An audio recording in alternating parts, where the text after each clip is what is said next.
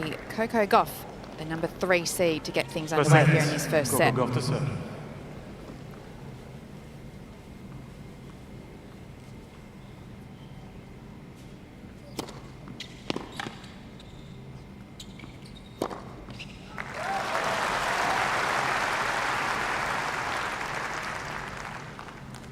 Now.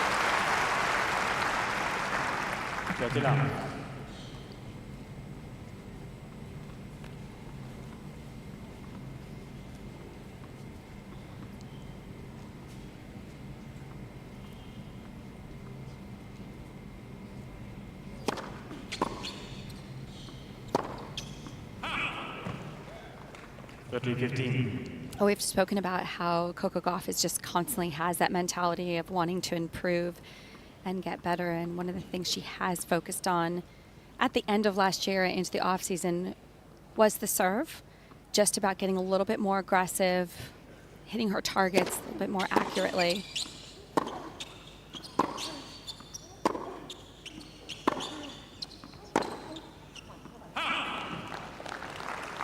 So many of these players focusing on the serve and that next ball, that +1 shot to try and get ahead in the rally right away.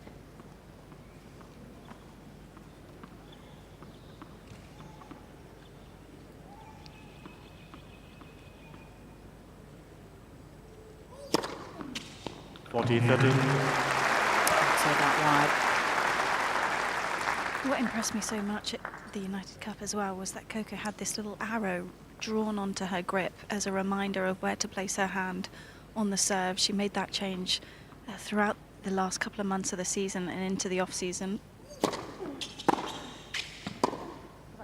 But that's just a huge change to make, Jill, isn't it, at this stage of her career? Absolutely. Yeah, I mean, the grip, as you know, we all know, is one of the toughest things to change, even despite the fact that she's still so young.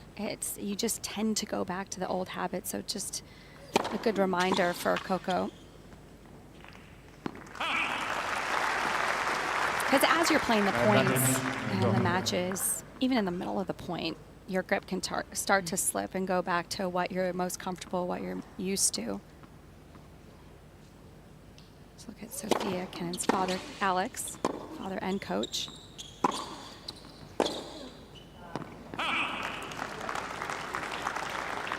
Yes. Been with Sofia throughout her career,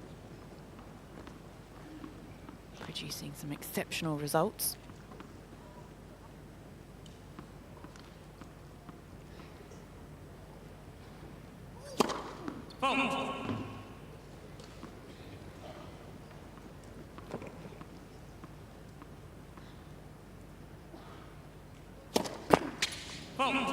Advantage.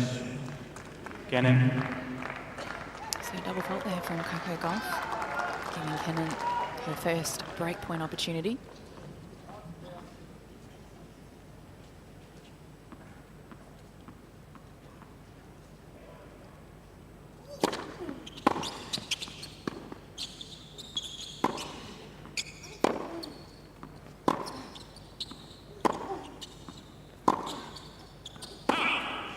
Yes.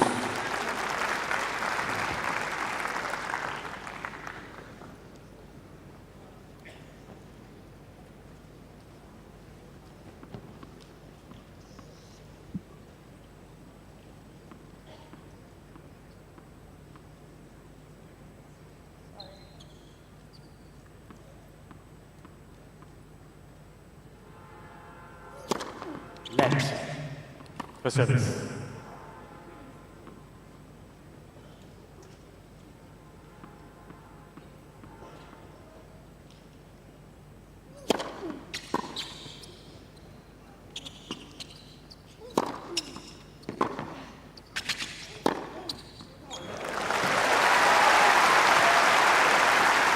That's her biggest weapon. As soon as she has time on that Advantage. backhand side, she really can hit her spots on the court in any direction.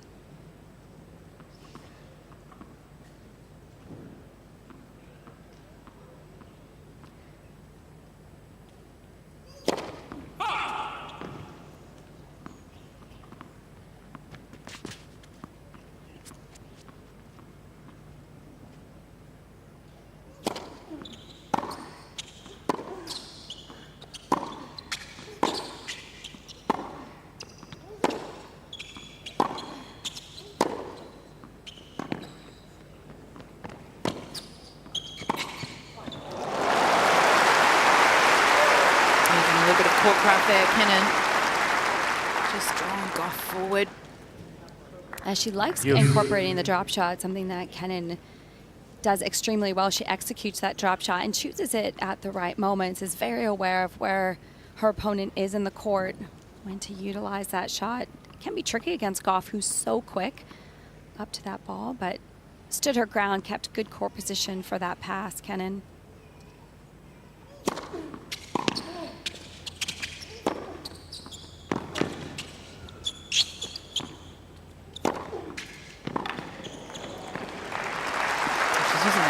Serve on the juice side, isn't she, Gauff? Really targeting that forehand of Kenin. She used that a lot in the United Cup as well. Notice that that's an area that has really improved. Even if you know it's going there, she has good slice on it, good spin, just constantly moves away from the opponent, really opens up the court.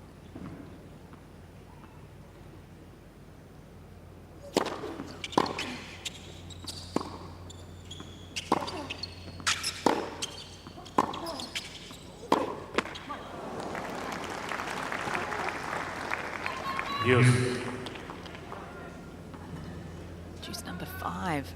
So a very long opening game. Just under 7 minutes.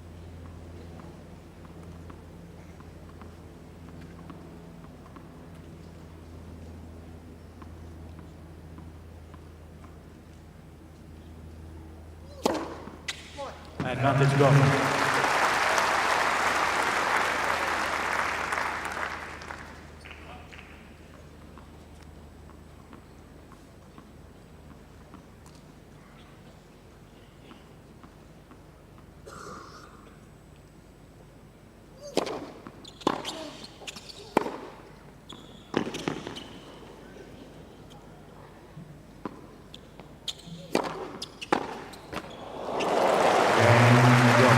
Good hold there for Gauff. She leads 1-0, first set. First game. Well, if that's anything to go by, we're in for a long one this morning, Jill. I think we knew it was going to be a tough match. And, you know, it's interesting watching that first game, and I think a little bit rusty from both players, just trying to get used. I mean, it's always a little bit nervy when you're playing a compatriot, especially first round. It's always the tough match to get through, despite the fact how prepared you feel for a Grand Slam. This is where the players want to peak, want to play their best tennis. But I mean, I think for Gauff, knowing, you know, that Kenin has beaten her a couple times, has that winning record against her 2-1, despite the fact that it's been a little over a year since they played. Last time was at Wimbledon in 2023. Kenin winning that in 3 sets in the first round.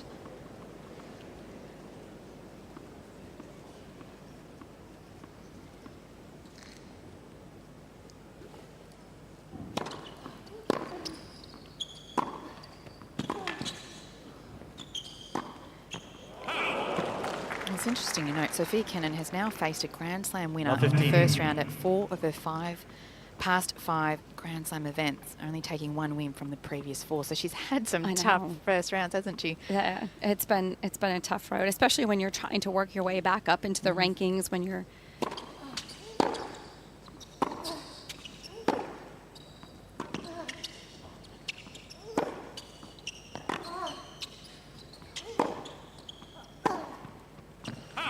you've been she's had to recover from injuries, and just to try and get that consistency back. Sometimes you hope for just a little bit of luck in the draw, not try and get a seed in the first round. She's been a little bit unlucky recently. But at the same time, you want to play those big matches. That's what you play for. You want to have that opportunity.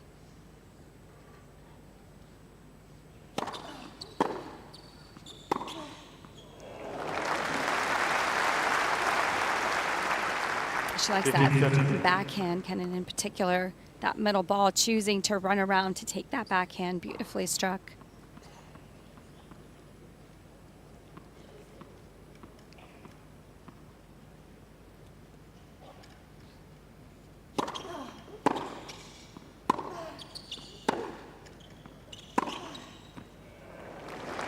And gets it. Sofia Kenin comes under a little bit of pressure there at love 30, but comes out with 2 big ground strokes. It feels like both players are trying to just not overplay here, because the court is playing a bit faster than maybe it was a few days ago, because it's taking the heat. So just a few balls flying off Sofia's racket. And on Coco's end, it just looks like she's not getting quite the same acceleration that we saw from her on the forehand at the United Cup.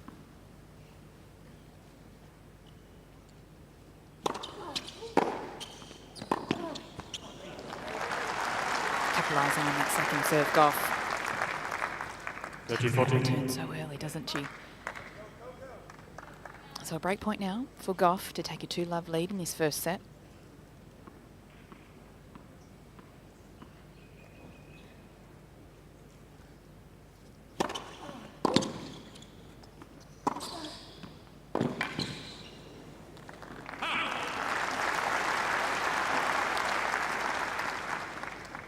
Yes.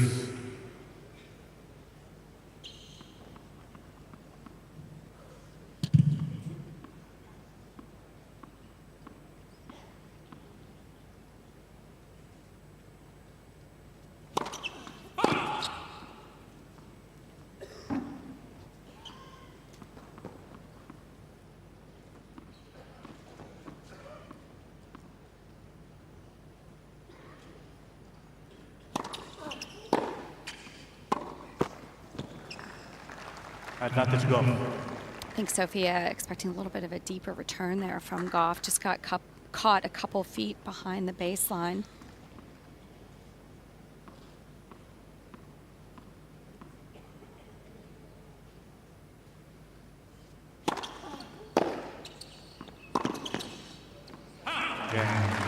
So Gauff with the early break here in this first set. 2 long games, but in the favour of the third seed.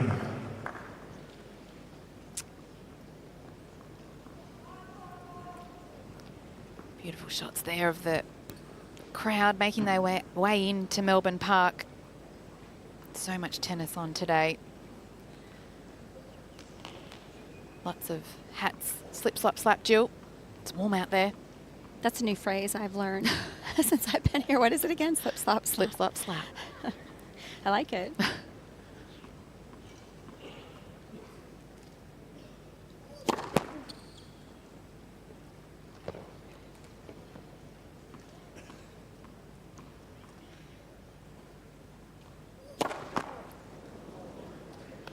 Love 15.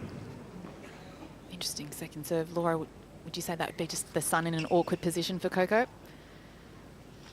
Yeah, I think it's difficult down the end that she is currently, just to try and find the movement of it, whether you go a bit further back. Love 30. I always feel like it's tougher on the +1 shot as well, because you're temporarily blinded. Absolutely.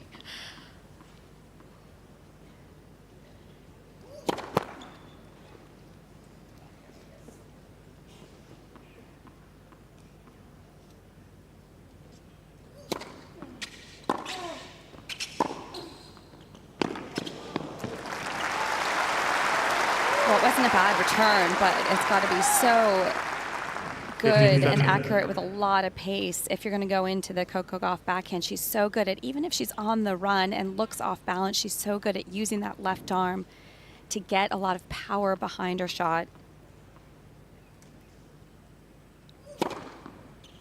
Good job.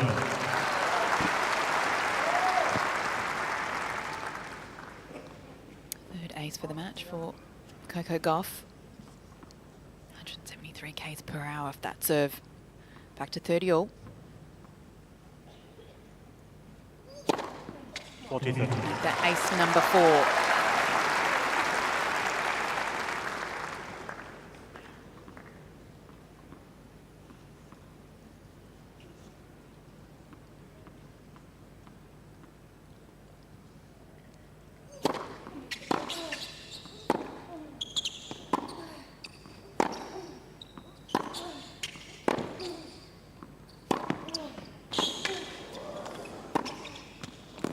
Well played.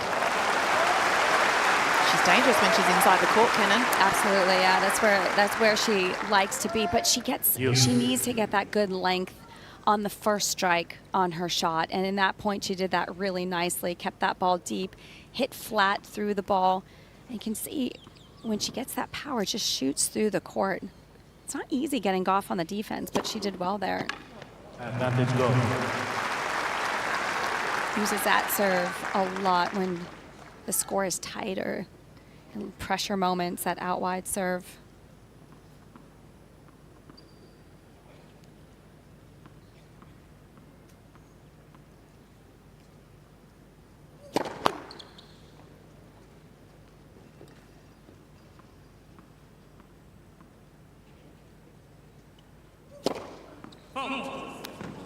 Use.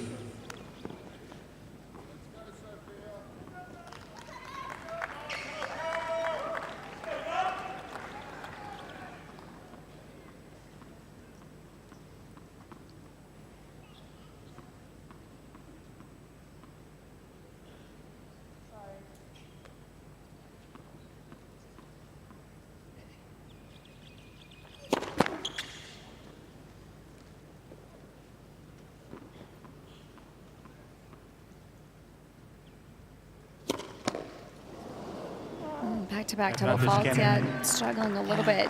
Overcompensated on that one, just looked like she really dropped her head a little bit too soon. Yeah, I can see she's struggling on where exactly to throw that toss due to the sun. So a break point now for Kenin to get on the board. So nice little adjustment there from Gauff, just throwing in a bit more of a kicker. Starting the plate. You almost think she should do the kick serve on the first serve until she finds the space within the sun, just to try and get herself going in the point.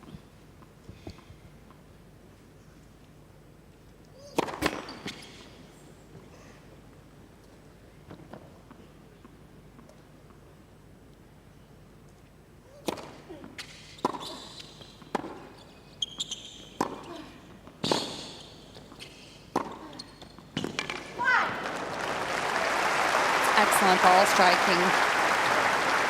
3 ground strokes in a row, barely just inside the baseline. That is tough to defend against. And anything short, Kenin's very good at getting up to that ball quickly, and you have to do that against Gauff. Try and give her less time to recover.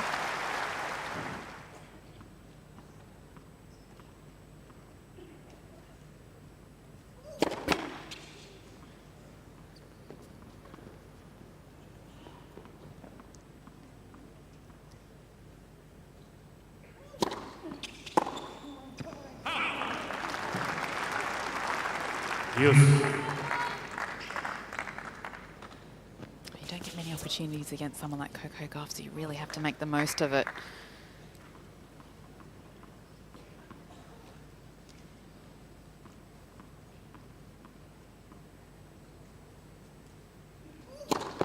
Left for service.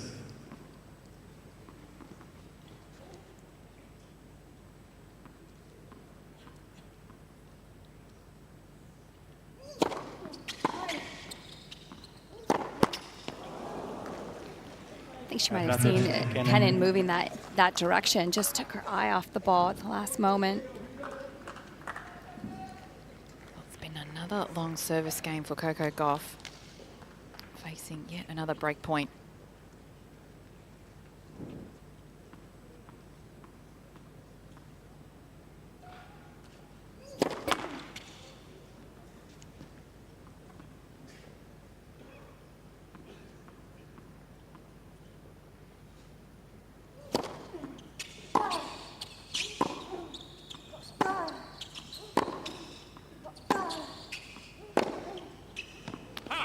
So Kenin breaks straight back. She's on the board here. 2-1 Gauff.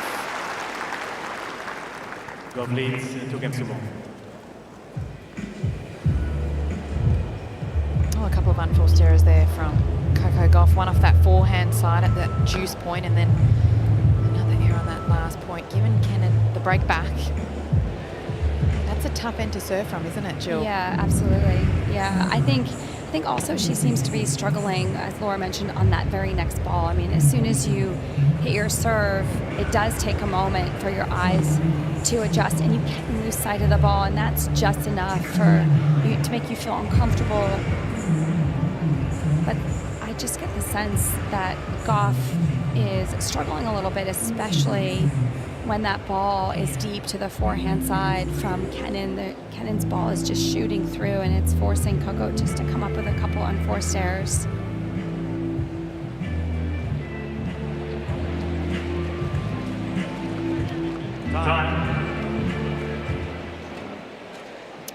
Well, if you're just joining us, it is women's first round singles. World number 3 Coco Gauff up against a former champion here at the Australian Open back in 2020, Sofia Kenin, and we've had a couple of breaks of serve. And now it'll be Sofia Kenin to serve at 1-2. Difficult end though with that sun straight up ahead. Let's see how she adjusts.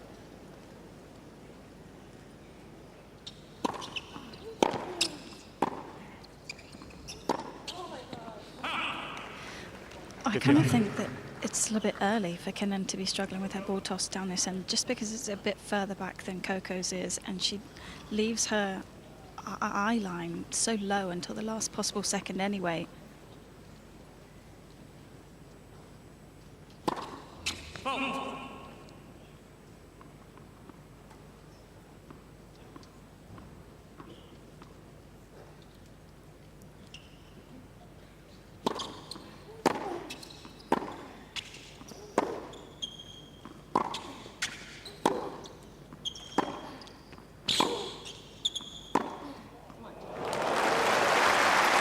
Beautifully done.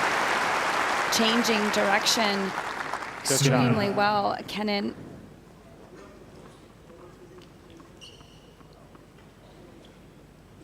It's tough to tell here too where she's going to hit that ball. She gets such great shoulder rotation on both wings.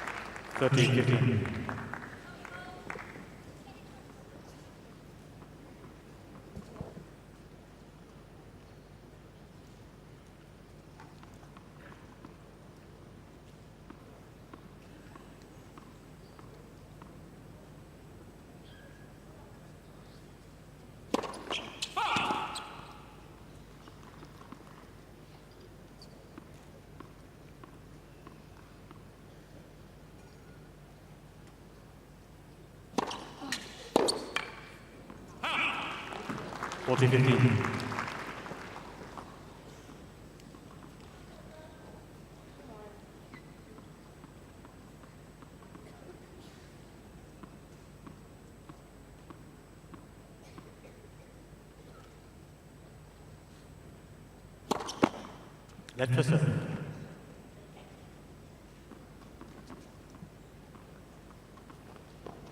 Please.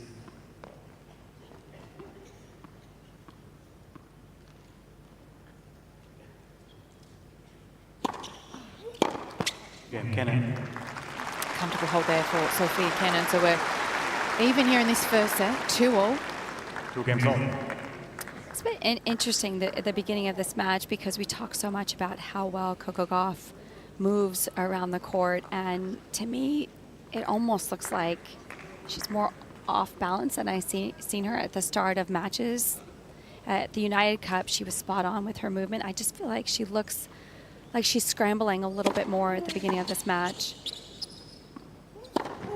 That's good footwork there. Just you could hear the extra adjustment sets to get up for that ball.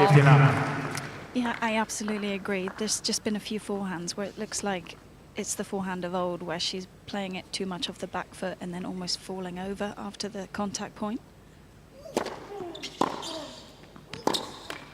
Would you say that's a result of just how deep 15 and on. hard Kenin's hitting those ground strokes? I think so, Laura. I don't know what you can see down there, but I just feel like Kenin's ball in particular is disrupting Gauff slightly at the beginning of this match.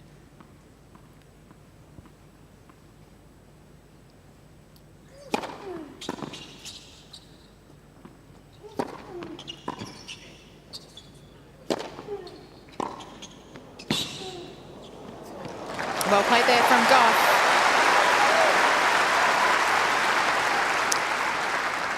I would definitely say 13-15. that Sofia Kenin's ball comes through the court really quick, but it just looks like it's jumping off the court a little bit higher than Coco's expecting sometimes.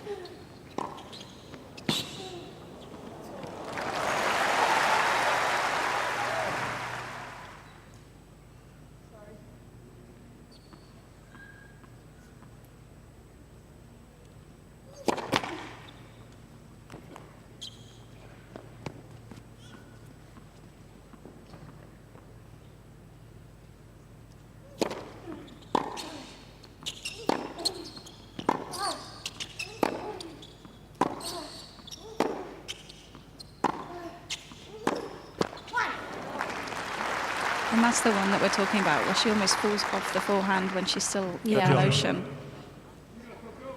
Yeah, just could use a couple more steps to her right, I think, and just allow her momentum to keep flowing before recovering for Gauff.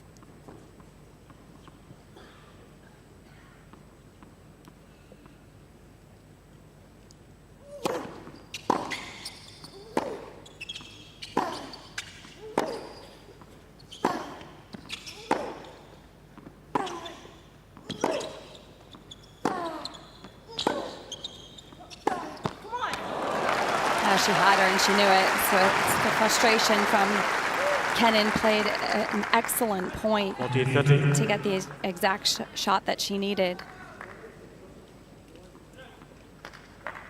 Father and coach, Alex Kenin, encouraging his daughter on.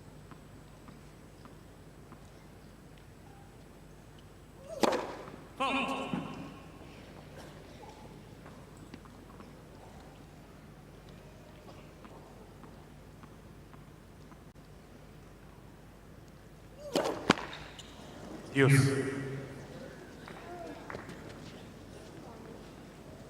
As a look at Coco Gauff's box, JC on the left. Been in the corner of Coco Gauff for some time now.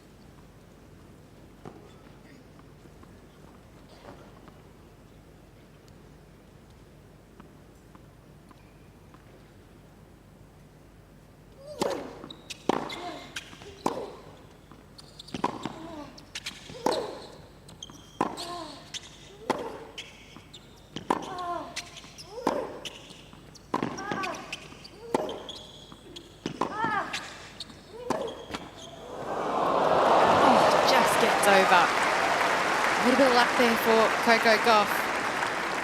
Almost looked like that was missing the Advantage. net. I know. It's good scrambling from the baseline from Kenin. She just kept getting pushed further and further back behind the baseline. So that let court just hurt that much more. That landed just short, way in front of her.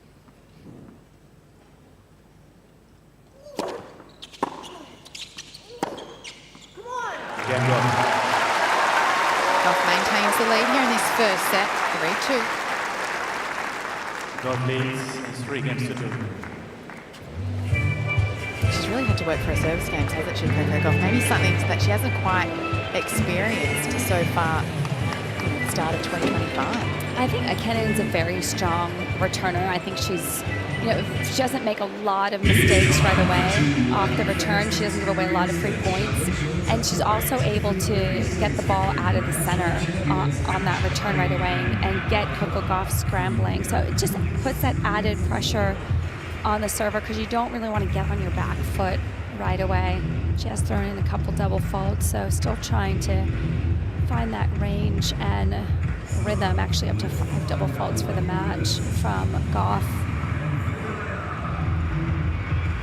29 minutes of play so far in this first set. Pretty warm conditions out on court so far. Both players adapting well, though. Beautiful day here at Melbourne Park for some more tennis action. We had 6.5 hours of rain yesterday. Large delay, but the spectators are back. They're happy, they're dressed up, they're ready to go. And a great match to witness between the world number 3 and a former champion here at the Australian Open. So it'll be Coco Gauff to see if she can get another break.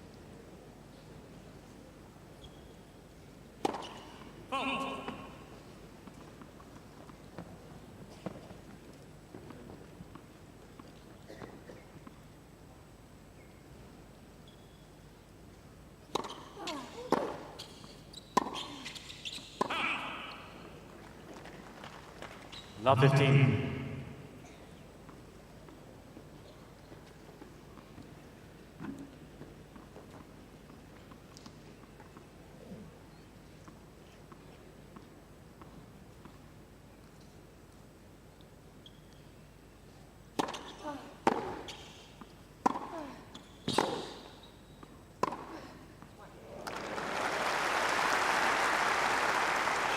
Certainly has found her range, hasn't she, on her shots, Kenin?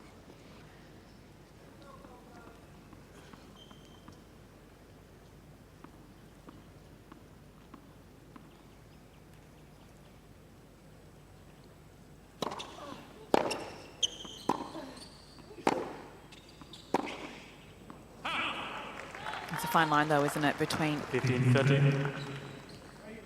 trying to hit a winner, but also trying to find some margin. Yeah, and also keeping up that level, that consistency throughout the course of a match like this against a high-quality opponent. She's capable of it, but that's why it's so important. We continue to say how important it is to have those matches under your belt, to have that match toughness.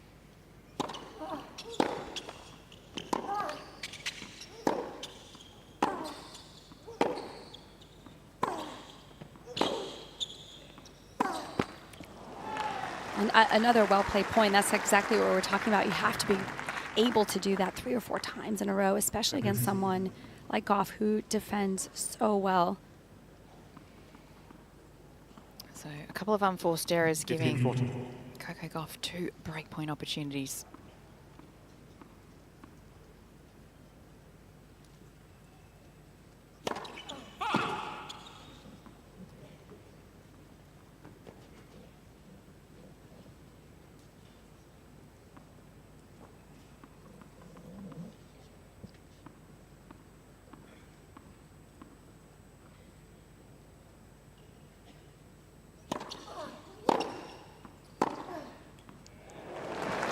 Well, that's one way to save one. And I feel like this is why Kenin has been able to cause problems for Gauff in the past, is because she's not afraid of the pace that Gauff is going to bring, especially off that backhand side. She gets ready, she's alert, and is able to redirect that pace extremely well. That's one of her biggest strengths.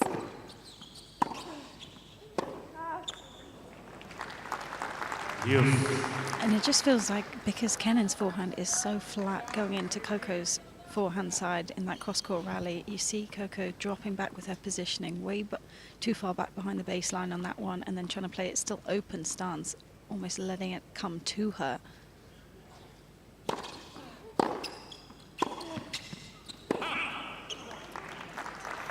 Much better return there from Gauff. It's exactly what Laura's talking about. Look at the difference between the spin. What she was saying, Kenin hits it so flat, a lot more rotation off the forehand side of Coco Gauff.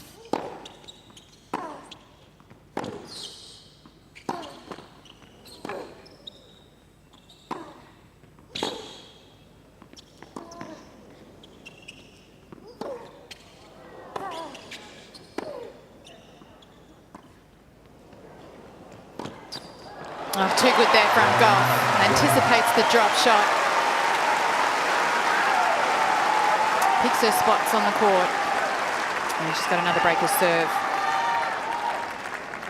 I mean, that was just really digging in and being tough from Gauff to be able to get through that game, because I actually felt like it was Kenin that was dictating throughout that game, especially the last couple points. And it was just Gauff scrambling, having to really dig deep to get that break of serve.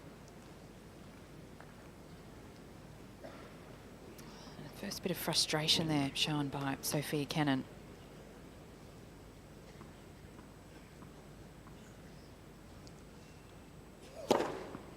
And this is the end that Coco Gauff had some trouble with on her serve. Good response, good start.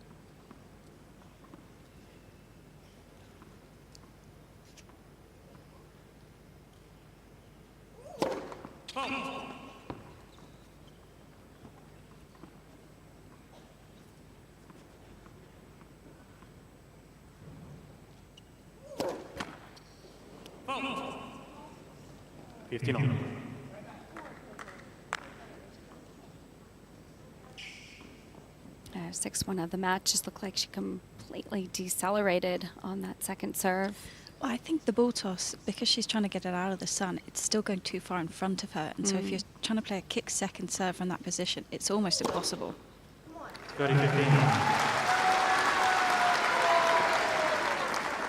And she continues to go for that out wide serve, painting the line.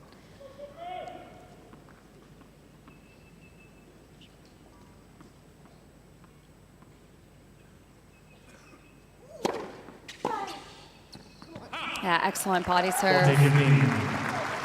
First one we've seen from either player. Actually haven't used the body serve that often. Great change up from Gauff.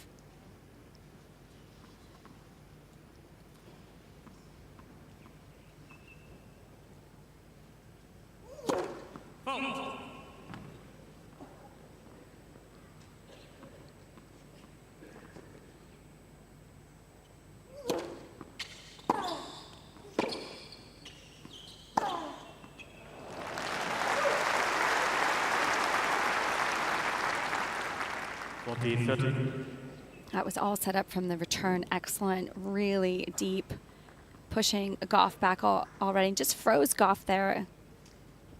I think that's what makes Kenin tough to play. It's so difficult to read her, where she's going to hit the ball.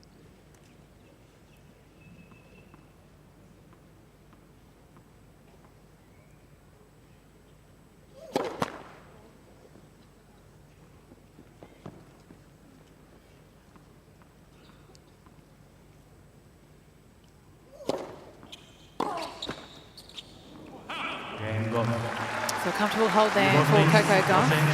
She leads 5-2 first set. Gauff leads 5 games to 2.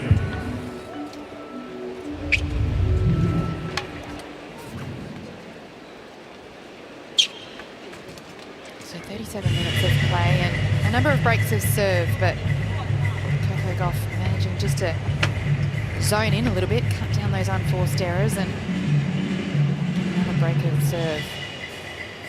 It's interesting because I feel like it could easily be 5-2 the other way. Or just 4-3, you know, a lot closer than what the scoreline says. Just the way these games are going and how much one Gauff has had to scramble, and Kenin, I feel like, has been in good position numerous times, and the point has just come up with a couple unforced errors. So if she just cleans up part of that game, it could easily have been 5-2 the other way. It really was that game at 3-2 when Sofia Kenin was serving and just threw in a number of unforced errors, and against a tough opponent like Coco Gauff, she can't afford to give away too many free points.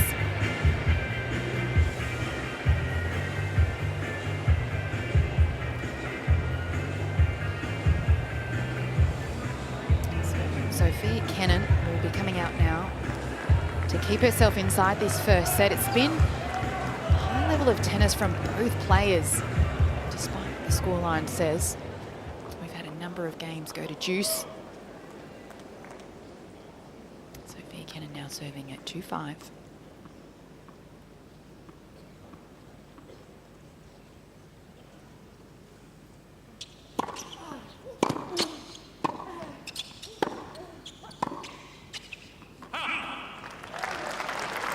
Love 15.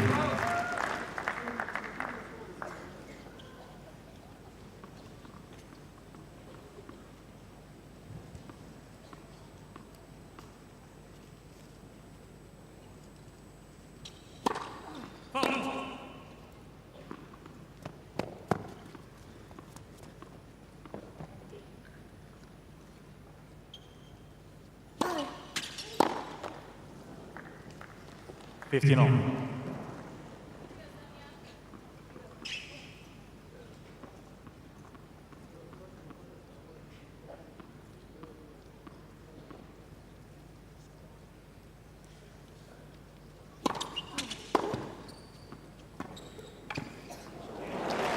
Disguises that so well, especially on the backhand. She can do it off both sides, but that backhand in particular, she just holds that backswing, that one extra moment, and then changes the angle to execute that drop shot.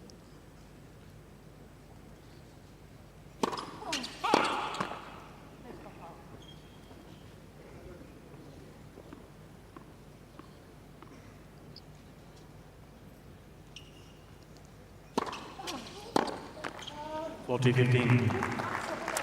interesting to note the average rally length is 3.64, so it goes to show that the point is won from either the serve return or the first shot for both players. We haven't had a lot of long rallies.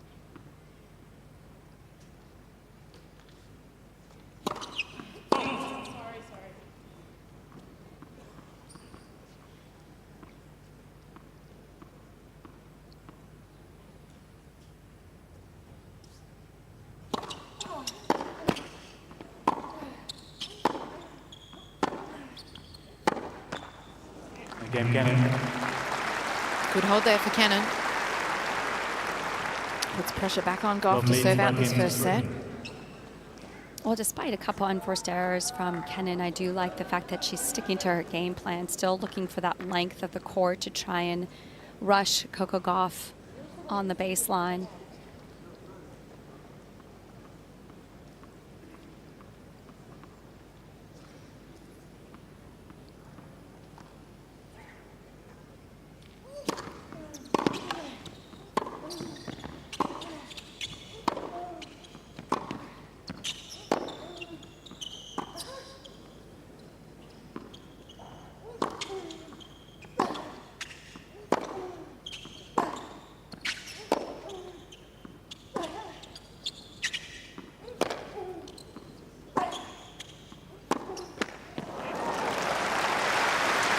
To be fair, Sofia Kenin's plan A has also had plan B, C and D in usual terms. I would say the only thing that she can do differently sometimes is that no pace forehand lob. It's pretty old school moonball style, but it's very hard to actually come over the top of because it's sitting up, it's got zero topspin over it.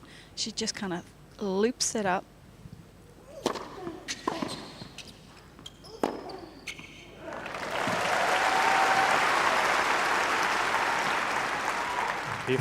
She does use that, and we saw it in the last point, just that lob, just to change up the rhythm. And also she throws it in when she feels like she's getting behind in the rally.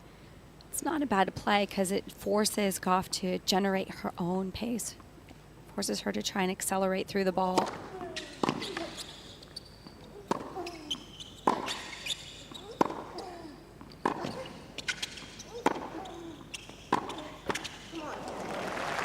Smart going behind Kenin there.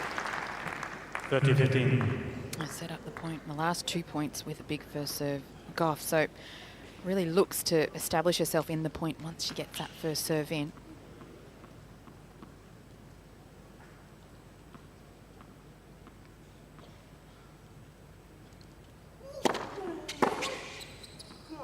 So another good first serve for Gauff, and sets herself up now for 2 set points.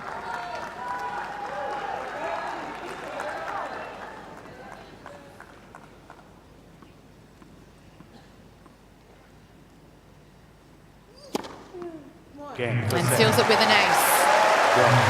So Coco Gauff takes the first set in 44 minutes, 6 games to 3.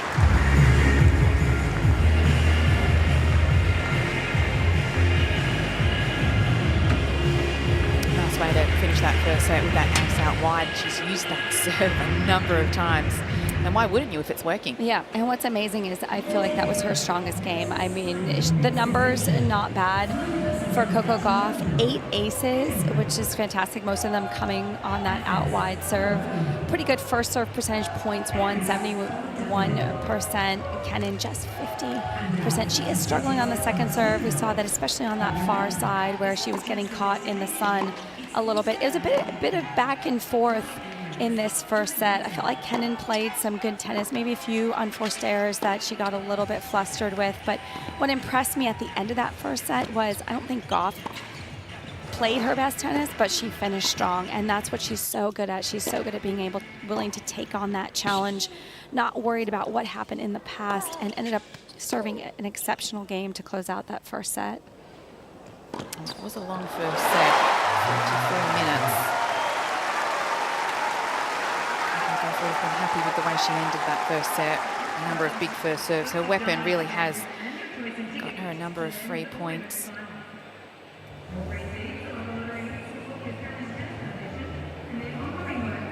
Sofia Kenin showing some emotion on court.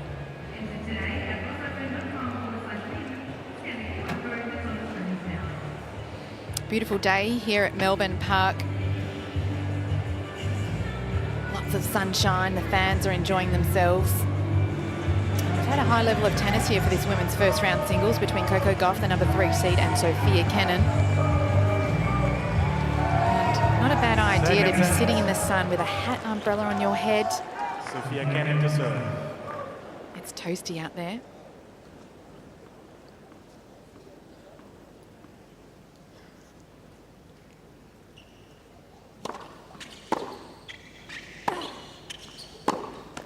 Anything in particular, Jill and Laura, as to what Sofia Kenin can do?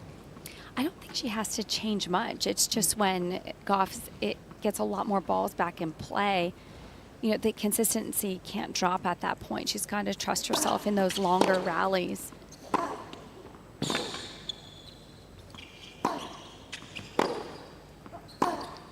I mean, she's striking the ball with some great confidence. It's just you got to be willing to hit 3, 4, 5 more balls in a row with the same type of quality.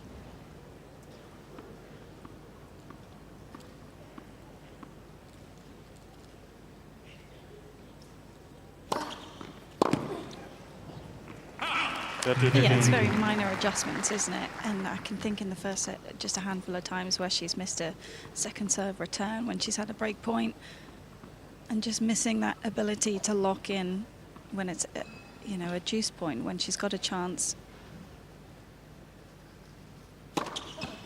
40-15. And that's where you'd almost like to see her have a plan B at times, other than to go all out, which we know she can do so well, but just play with a little bit more margin.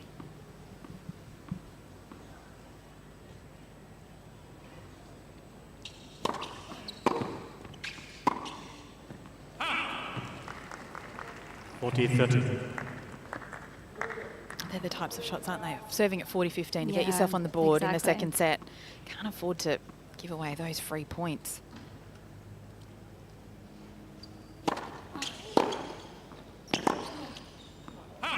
Because before you know it, you're back at juice. Exactly, yeah. And I think with Kenin in particular, when she starts missing a shot that she's not happy with, that she's frustrated with, she can start to play faster, which is happening right now. And then all of a sudden, a couple points go by in the blink of an eye.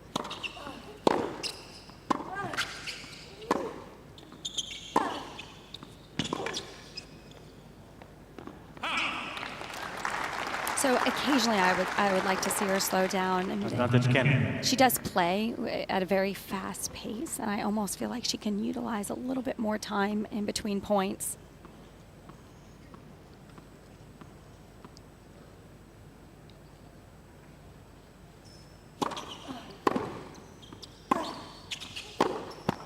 Kenin. Well, she's on the board in the second set, Sofia Kenin. First game, second set. Maybe the fastest walk that you're going to see on a tennis court in between points. It's a power stride. Yeah, she's on a mission, isn't she? But she gets up to the line so quickly sometimes after the point. I mean, sometimes I see it work to her advantage, but it can be a disadvantage to her occasionally as well.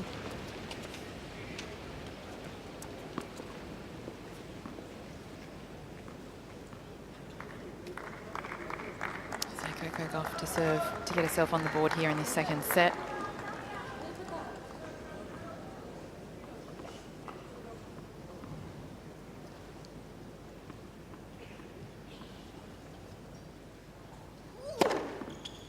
She's serving well, isn't she? 72% of her serves in, and when they do go in, she's winning the points 72% of the time. That's a fantastic effort.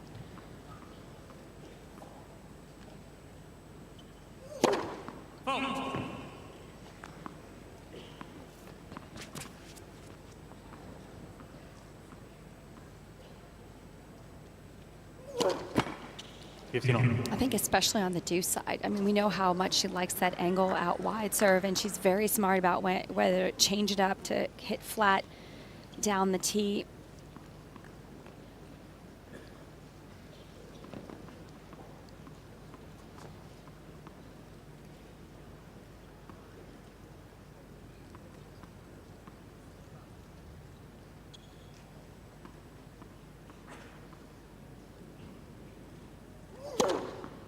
I mean, now she's got Kenin guessing on that particular side.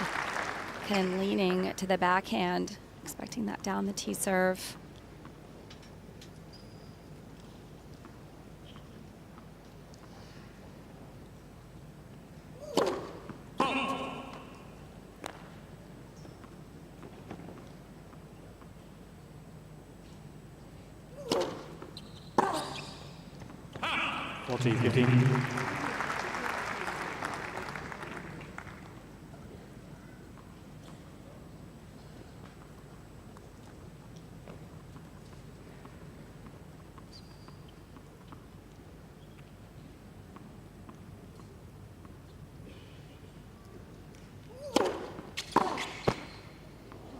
Game go. One game on.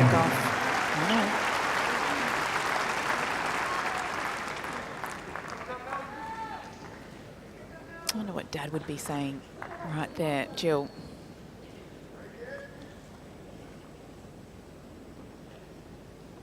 Not sure if he looks all too happy. He does. He does tend to have. He does tend to look stressed. I've noticed during her matches. But anybody would be. Any parent would be so nervous for their kid to go out there and do well. I mean, he's been in our corner, as we mentioned numerous times. They did take a break for a little while a couple of years ago, but.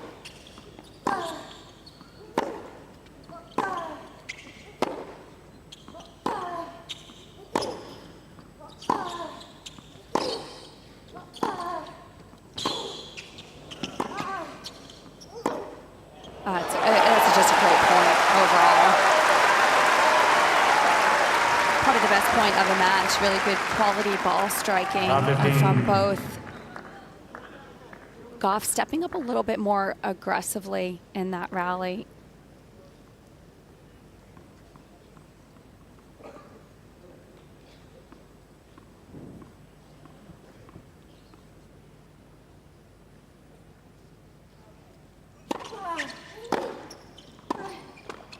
Did you notice that down there, Laura, the pace off the racket from Gauff has just stepped up a little bit? Yeah, especially on the backhand side, it seems that when she's really leaning into that shot, it just explodes off the racket. I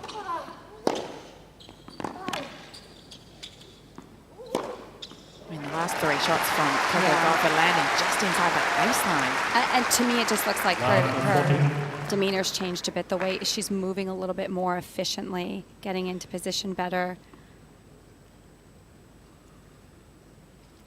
It's an early break for Coco Gauff. She leads a set and 2-1. Gauff leads 2 games to 1. You could hear the difference in her footwork in that game, though. Yeah. And then she's turning around to the box, giving them a little bit more energy to work with, too. So just stepped it up for sure. It looks like her confidence is growing down there, just in her demeanor. Are you getting that sense, Laura? Yeah, absolutely. Yeah. It's like first set in the bag. Okay, what can we do a bit better in the second set? Still being bothered by the second serve. We'll put that down to the sun today.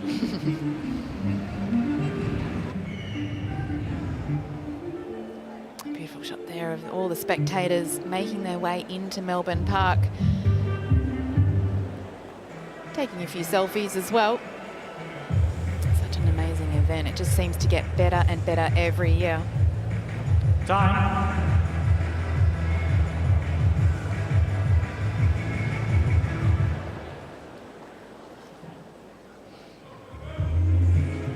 A women's first round singles match. And it's Coco Gauff, the number 3 seed, in full control here. She's up a set and a break in this second set. So some work to do now for Sofia Kenin, if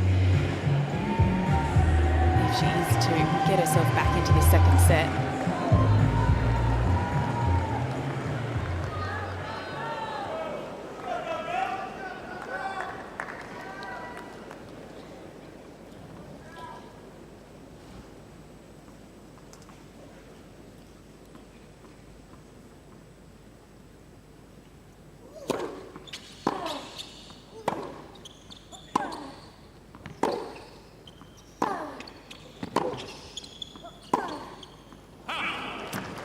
Such a great front runner, isn't she? Since the start of 2024, she's at 48-3 at WTA level after winning the first set, and only 5 of those matches have gone to a decider. So It's incredible.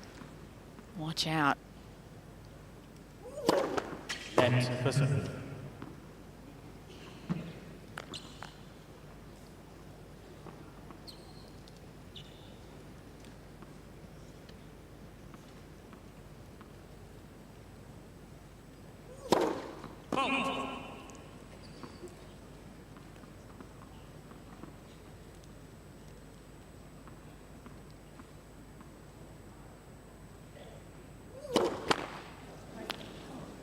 15-all.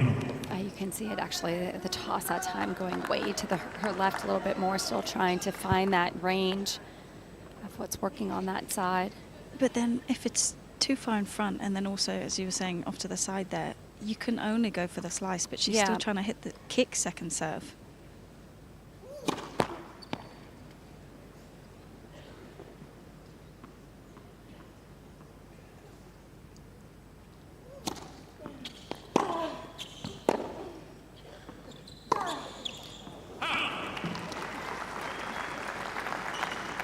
I can just feel the pressure now that Kenin is under.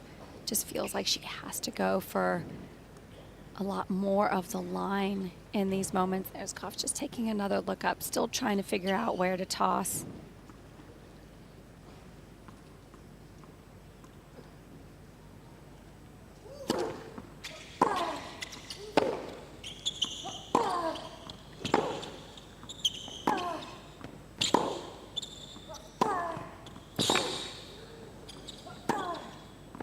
Just great digging from Gauff.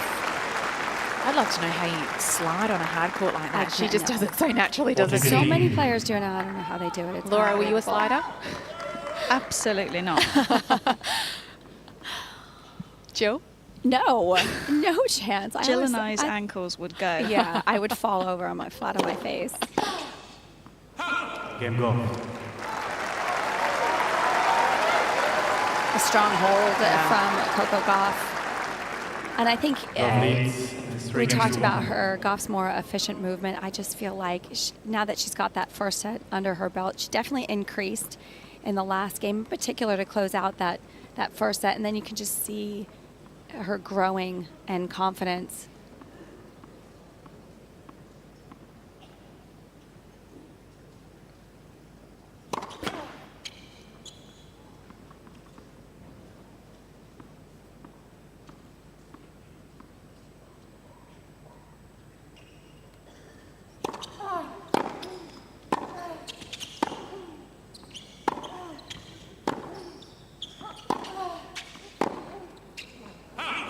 You touched on this earlier, Jill. It's the ability for Kenin to maintain that level of tennis. Right.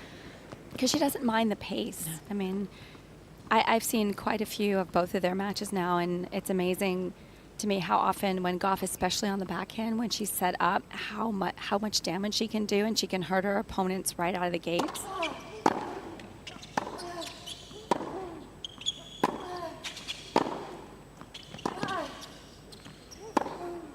Just Just like that Just one. like that, yeah. But that's the first one actually we've seen that's been kind of a clear outright winner from Gauff, because I feel like Kenan's been able to handle that pace. It's just been the consistency. You know, all of a sudden the ball will go flying on her, and she just hasn't been able to maintain that. But she's not afraid of that pace coming into her racket.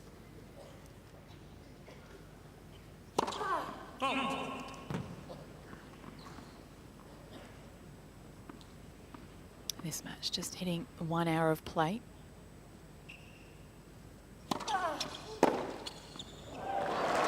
She's really stepped up her level, hasn't she, Gauff? You can tell. And even that, I think for me, it's that there's no hesitation. I think in the start of this match, it was maybe a slight uncertainty as she was approaching the ball, but that was pure conviction when she went after that second serve. 30-all. I really feel it is a must-win game now for Sofia Kenin.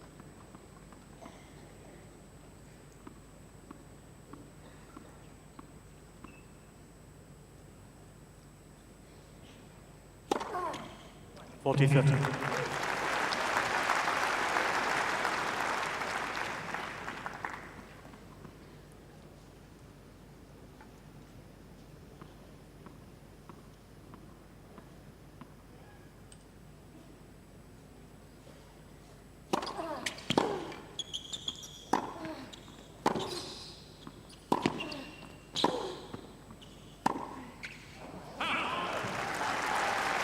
She works the point so well, but what Coco does so well also is make her opponent play that one extra shot. So just Kenin pressing a little bit too much.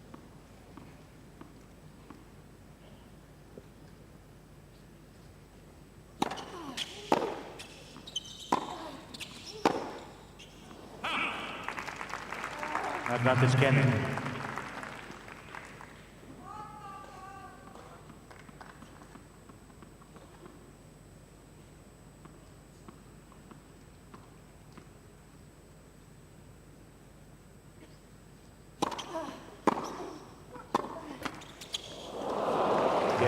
And a little bit of luck there for Sofia Kenin. Good hold, but it's Gauff in the lead here, a set and 3-2.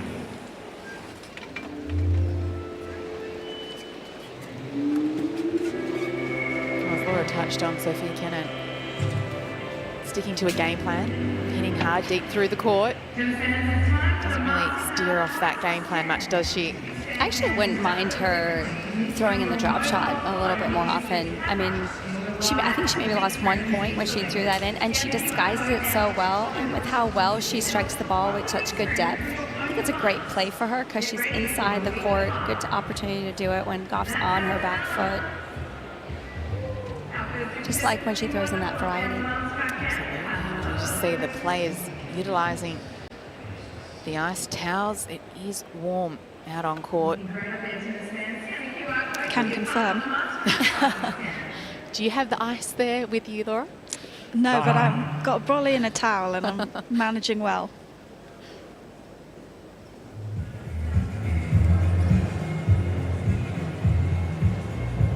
Beautiful shots there of where we are on Rod Laver Arena for this women's first round singles. The number 3 seed Coco Gauff has done well throughout this match just to stay on top of her opponent of Sofia Kenin. She has the early break in this second set, looking to capitalise here.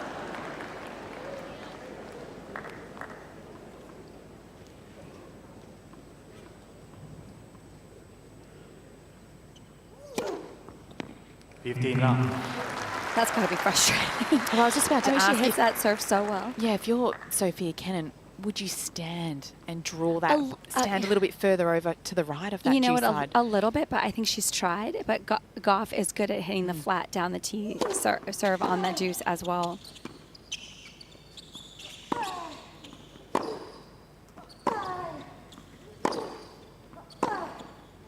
I almost feel like on that particular side where she's been struggling, in particular on the return, maybe not move laterally so much, maybe inch forward, so the service box looks a little bit smaller, cuts down on that target for Gauff just to see, because she's pretty good at taking the ball early and seeing it early.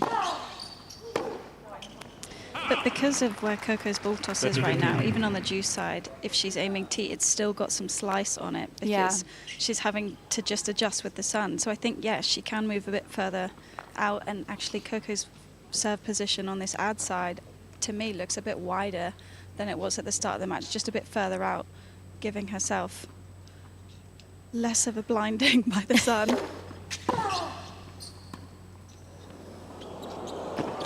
Wow, really nice touch from Gauff. That was almost cheeky, wasn't it? First drop shot from her of the match. 40-15.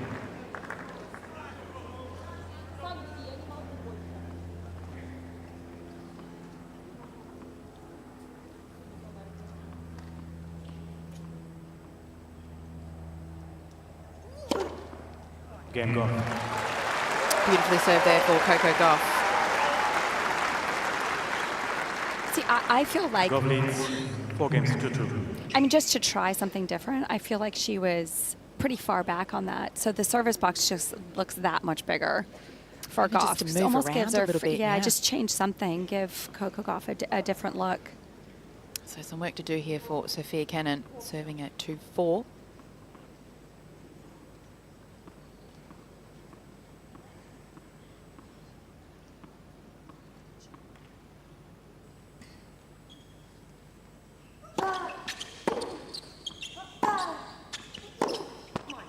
$59.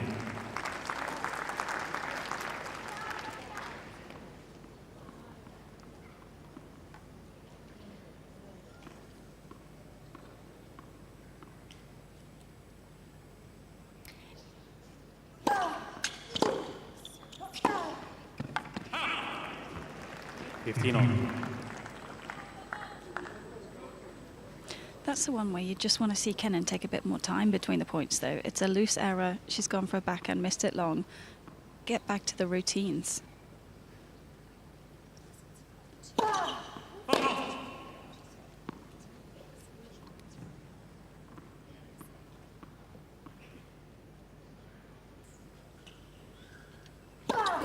That second serve.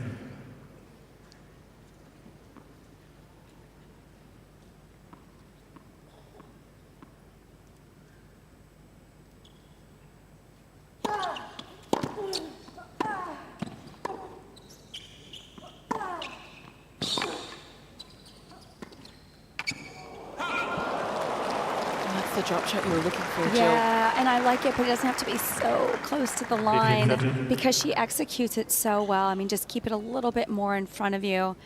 You're still in a pretty good position.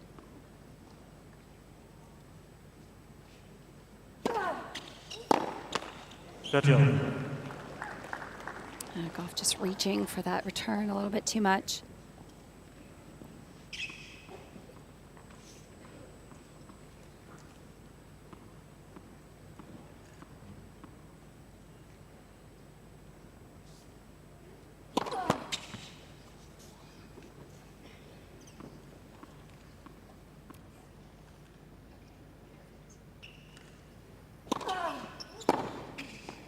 Wow, that's right in the corner. Can't do anything about that. I mean, that was right in the strike zone 30-40. of Gauff. Kenin trying to get a little bit more kick on this serve. Just didn't get above the shoulders enough. Break point now for Gauff.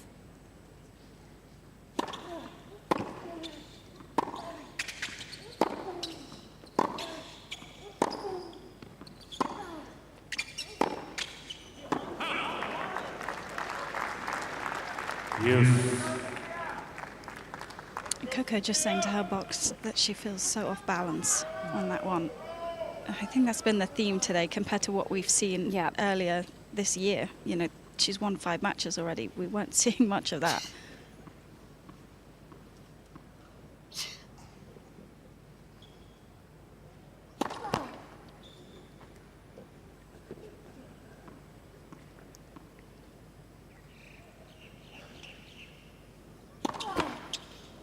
Net, second serve.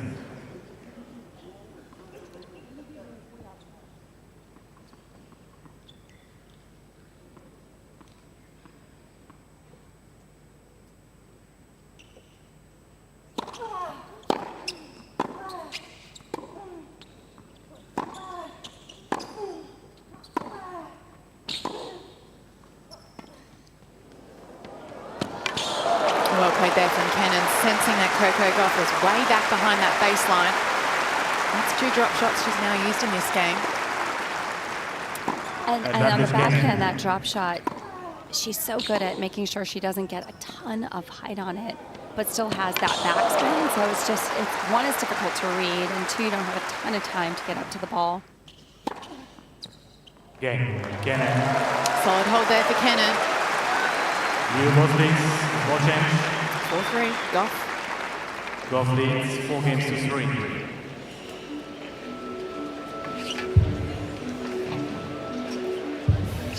We've been talking about the serve, of the placement of the serve, especially on that due side, of how well Gauff has utilized and mixed it up. You can see she has aces both out wide and down the tee, and it's just really confused Kenin on that particular side, just because of how well she can hit her spots, how much she can mix it up. So that's been a very effective play for Gauff on that due side on the serve. We have spoken about Sofia Kenin wanting her to maybe make it some adjustments off that due side. So now's a good opportunity to do that.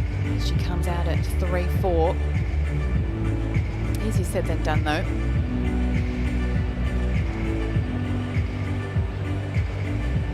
Time.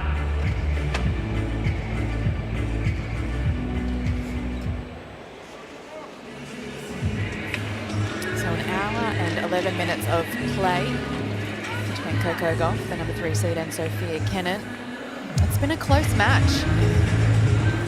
Big ball striking, some variety too, especially in the last service game of Sofia Kenin, throwing in some drop shots.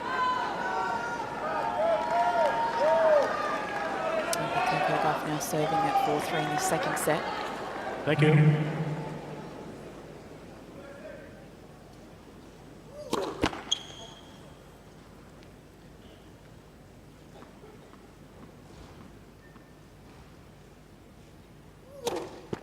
Now 15. It's interesting to me that, you know, she's still struggling on that side, and what was working was when she was taking some pace off for the first serve, and she's only done that a couple times on that side. Wouldn't mind seeing her use that a little bit more. That was better. Took some off there, but just going for the line too much.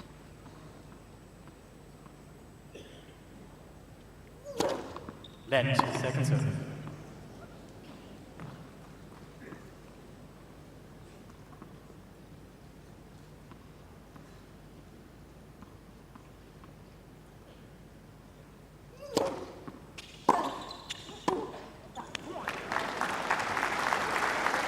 Now 13. You don't really like to see the reaction as well in between the first and second serve. There's been a few times now where Coco has looked up at the box, kind of rolled her eyes a bit after missing the first.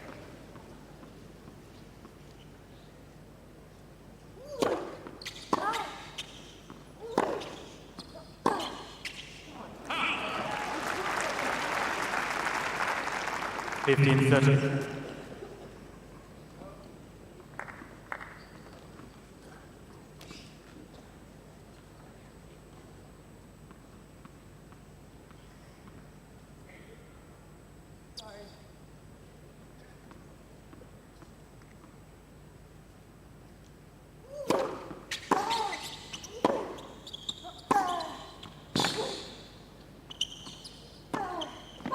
Big hitting there from Kenin, and a first bit of emotion shown as well. Positive emotion. Yeah. We've seen some frustration, but that was well done, and taking advantage of the fact and recognizing the fact that Gauff not pleased with the serve right now, because she's been very aggressive off that return. 13, 14. Just got a little bit into the body there on that return. One break point gone. Still another one.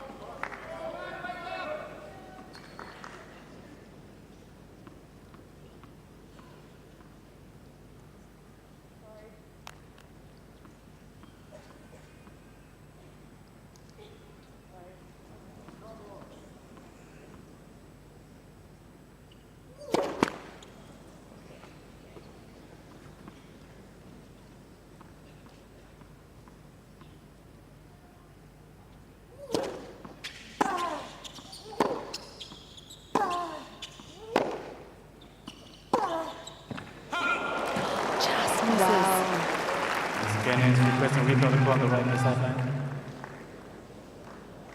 Use. It looked a lot closer than It that, did. didn't it? I agree, yeah. It doesn't have to be so close to the I line. know. Coco's 2 forehands landing right in front of me on the service line, basically. You've got all that space to work with. And before you know it, Advantage. she's facing a Go. point to go down 3-5. I feel like we've said that a few times already throughout this match. So It making doesn't- the most of yeah. those opportunities, isn't Well, it? also, it doesn't have to be Yeah. so close, but I mean, that's the pressure of Gauff's movement.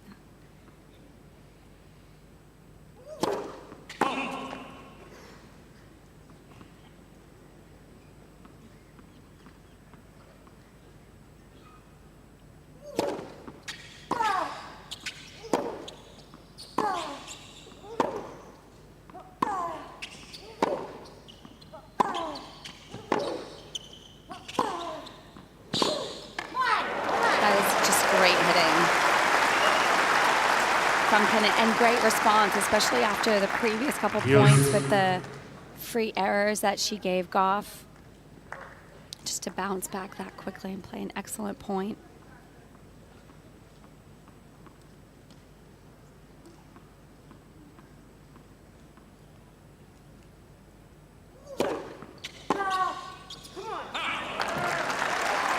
Advantage. And that's a Go. few times now on the juice point that we've seen Gauff slow things down to go to Kenin's backhand side instead, because she can't resist trying to overplay the return.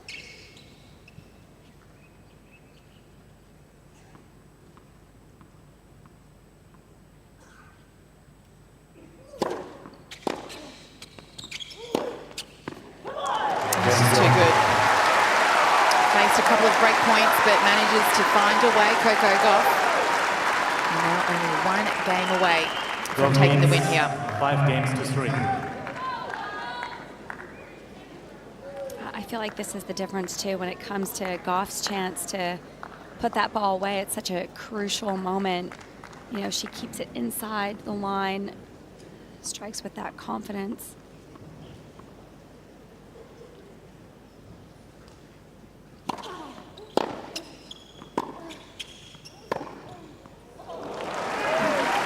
And there's the difference, isn't it?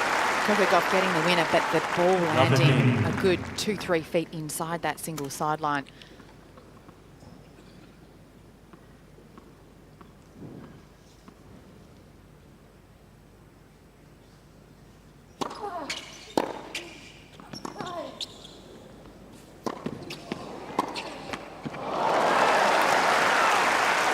She was, I think, Kenin almost surprised that she was actually at the ball. Love 30. Gauff hitting that swing volley more central than Kenin anticipating.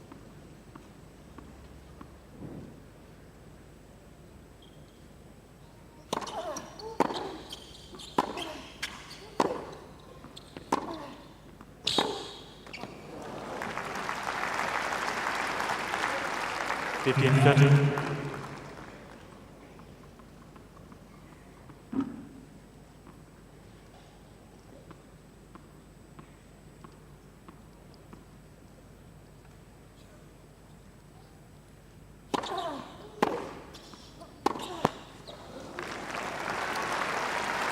Now with that unforced error of the forehand for Kenin, that gives Coco Gauff 2 match points.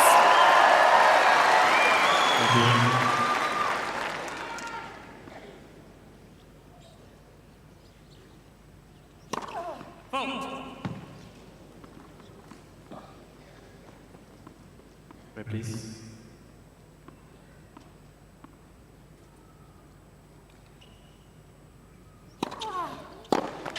Thirty 40. Well, went after it, but almost just slapped at it. Coco Gauff.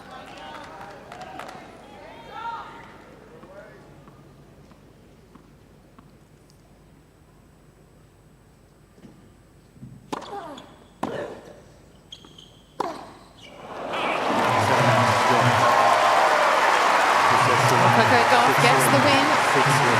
Tough match. 6-3, 6-3. Moves into the second round here at the Australian Open.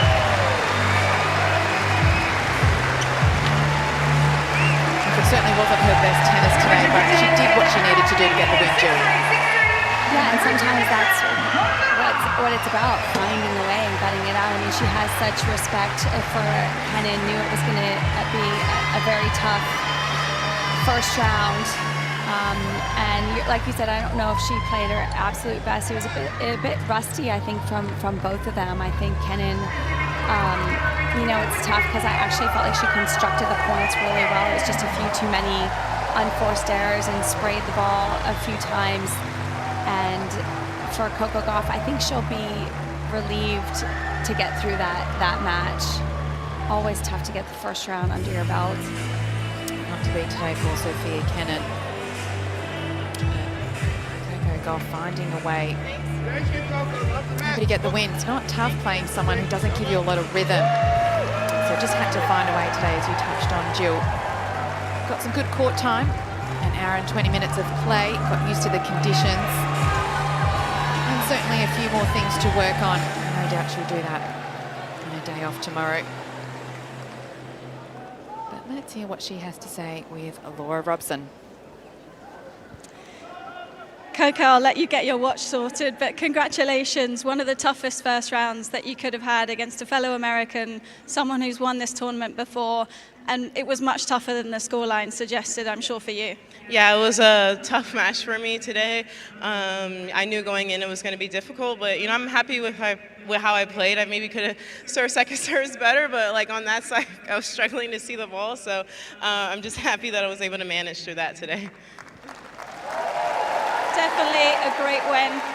I make that now 6 wins for the year, 10 in a row if you include the end of last season. Does that go out the window at this point when you're coming into a Grand Slam and it's a new event, or is that something that you can use in those key moments where she did have the break points today? Yeah, I think it's a balance. Like going into the match, I obviously forget about all of that because it's anything can happen. No easy rounds in any tournament as a professional tennis player, and I just don't think about that. But sometimes when there's tough moments, I just remind myself that I've done it before, and hopefully I can do it again. So it's just one of those things that you just have to have belief in yourself, but not expectations for yourself. And a new tournament, also a new outfit.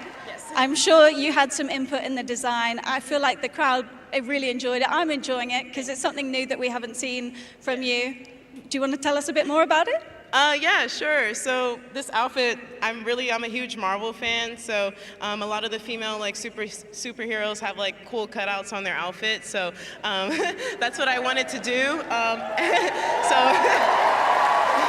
it's actually yeah, New Balance has great designers. It's actually kind of a pain to get into because it is a bodysuit, guys. So I have to put the bottom part first and then pull it over my head. It's kind of a struggle, and if you have to if you can't hold your bladder, it's also not a good idea. But you have to sacrifice for fashion, and then the skirt, and then the skirt is, I like to wear cargo pants, but obviously I'm not going to play tennis in pants, so we made a cargo skirt. So this pocket is not you can put the ball here, but I move too much for that. And there's a fake button, and there's a lot of fake things. And then my shoes are inspired by basketball shoes because that's the sport my dad wanted me to play. But I'm glad I chose tennis. I think we're all glad you chose tennis. And if we see you having to leave the court at one point, we won't be surprised if it takes you a little bit longer to come back. This is not the first time I've worn something like this. I've had a couple times had to ask the referee to help unzip me to use the bathroom. Yeah, but it's all in the faith of fashion. So hopefully we have a lot of cool designs for you guys, and yeah, maybe next year they'll be able for you guys to buy. So keep a lookout for that. I would love to see someone down their local club rocking this one. Are you someone who likes to know who you're playing? I feel like you're not super superstitious. No, I know who I play. I saw it on the screen. Do you want to tell us a bit more about her? Yeah, I play Jodie Barrage, I believe. Yes, okay. Yeah, I don't know if I played her before, but she's obviously a great player. She's British, and yeah, she's off having she had a great season last year, had some good wins, so it'll be a tough match for me in my next round. But yeah, I don't look ahead, but I can't help when I'm sitting on the bench and they're showing the scores, and Francis is playing right now, so I was looking at his score, so and she popped up next. So yeah, I don't think about tennis all the time. time on the changeovers, but I think it's realistic because in practice I don't think about tennis all the time either. I love it. We'll make a note to the floor manager to just cut the scores when you're on it. It's okay. I mean, it doesn't change anything for me. I mean, you know, if I lose because I'm paying attention to the score, then that means I'm not, you know, focused enough on court. So it's okay to be a little bit off focused. I don't think we've seen much lack of focus from you this year. Congratulations. Through to the second round. Please show your appreciation for Coco Gauff. What a wonderful interview there. Coco Gauff with Laura Robson, and a real insight not only into her game, but also what she likes to enjoy off court as well in terms of her fashion. But I love the detail of everything she described. It was fantastic. I mean, she's such a great personality, and we love seeing, you know, the youngster in her come out, I think, in some of those interviews. That was fantastic. But just, you know, looking over the numbers, she was pleased with the way she played. Always nice to get through the first round. I always think it's tough playing a compatriot. Despite, you know, what she talked about on the serve, she actually did a great job in the numbers in the serve, 12 aces, and did a good job backing her first serve, points won 77%. So really well done from Coco Gauff. And of course, we know who she plays next, Jody Barrage. It'll be a tough match. And of course, this is a tough section. Fernandez getting through yesterday after that long rain delay that disrupted their match. That was a good win for her, but a good section of the draw here, I think, for Coco Gauff. Yeah, Jody Barrage getting through earlier this morning in straight set, 6-2, 6-4. So Coco Gauff aware of who her next opponent is, but she's happy to get the win in her first round singles match. It wasn't easy, but she found a way, and I think that was a theme for her match. Little adjustments to make, but no doubt she will do that for her second round match. So it is Coco Gauff through to the second round here in the women's singles at the 2025 Australian Open. All right. I'll do this.